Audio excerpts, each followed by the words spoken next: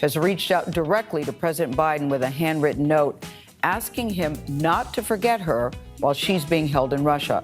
Griner is scheduled to make another court appearance in a Moscow suburb on Thursday, where Russian authorities claim that she had cannabis oil in her luggage. The U.S. says she's wrongfully detained.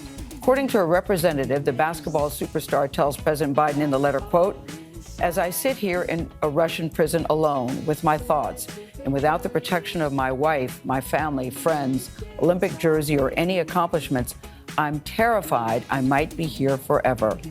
Brittany's wife, Sherelle, joins us now to discuss the letter. Sherelle.